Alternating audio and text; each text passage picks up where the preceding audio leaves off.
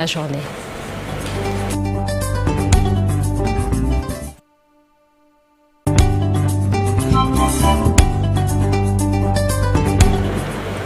C'était l'actualité toute la journée d'hier. Le bilan macabre du chavirement d'une pirogue de migrants au large de Ouakam a évolué, Ibou. Exactement, Sokhna Nata, 18 morts, 3 rescapés et plusieurs disparus.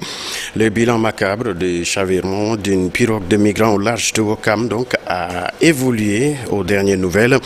Le nombre de morts est passé de 15 à 18. Un troisième rescapé est également sauvé par les secouristes avant d'être acheminé dans une structure de santé de la place pour des soins.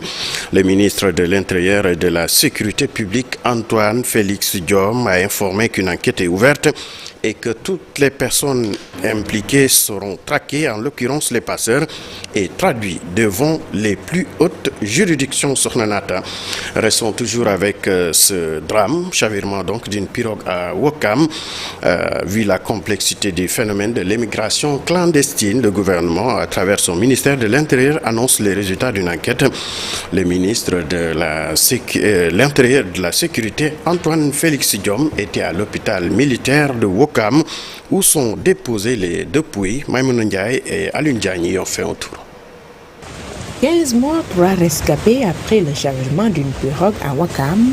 Le gouvernement, à travers son ministre de l'Intérieur, déplore cette énième tentative d'émigration clandestine. Aujourd'hui, nous déplorons la découverte déjà de 15 corps sans vie et 3 autres victimes non décédées, qui sont donc des victimes prises en charge au moment où nous parlons. C'est un phénomène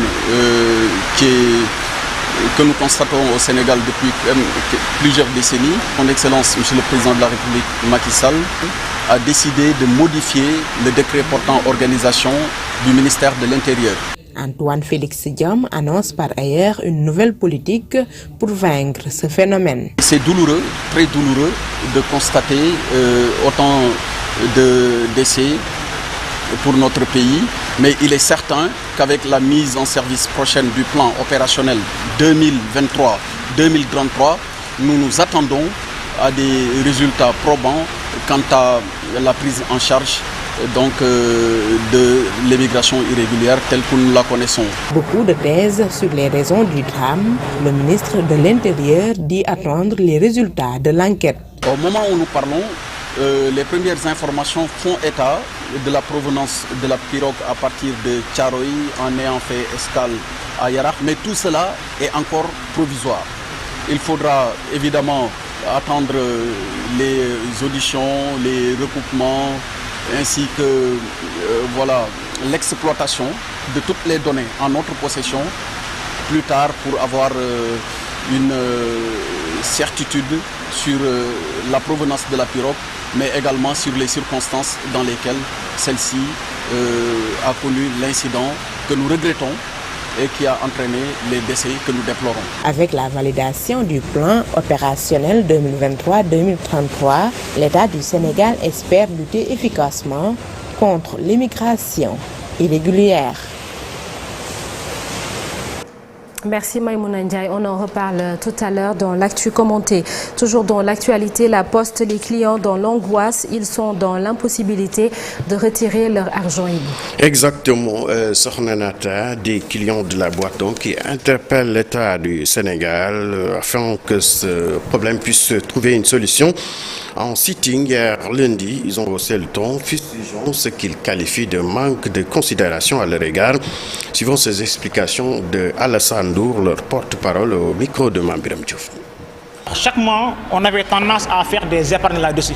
Et actuellement, on a notre argent dans les caisses. Durant ces 2 dernières années, on a du mal à percevoir même 50 000 francs.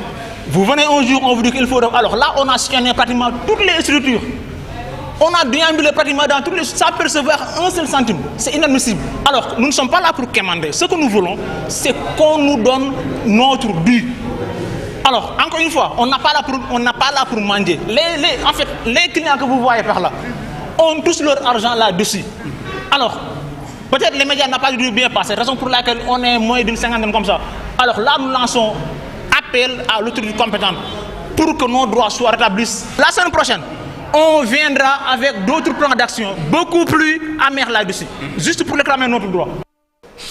Parlons également de difficultés rencontrées par d'autres travailleurs. Il s'agit de ceux de l'AFTI qui entament une grève de 3 jours à compter d'hier. Ils demandent de meilleures conditions de vie et de travail. Djibril Diaye, membre du conseil d'administration d'AFTI, et ses collègues jugent anormal donc les conditions dans lesquelles il évolue. Nous y reviendrons, Sornanata, dans nos prochaines éditions. Oui, et puis sport, au football, le transfert, l'Olympique de Marseille officialise la signature d'Ismaïla Sarr pour 5 ans. Exactement, l'international sénégalais, elle est de Watford en Angleterre. Ismaïla Sarr s'est engagé donc avec le club français de l'Olympique de Marseille, qui restera l'unique formation à réussir à convaincre les honnêtes à laisser partir l'international sénégalais après Geoffrey Kondogbia et Renan Lodi et l'attaquant gabonais Pierre-Emerick Aubameyang. L'Olympique de Marseille donc poursuit son séduisant mercato et vient encore de frapper un joli coup sur le marché des transferts déjà annoncé dans la course pour recruter Iliman Ndiaye. Le club phocéen a d'abord jeté son dévolu sur un autre international sénégalais pour renforcer son effectif. Sornanata. Merci beaucoup Ibou Diouf. Rendez-vous tout à l'heure pour la version Wolof de l'actualité nationale et ce sera sous forme de brève. Ce mardi, on se rappelle un jour triste, un jour noir pour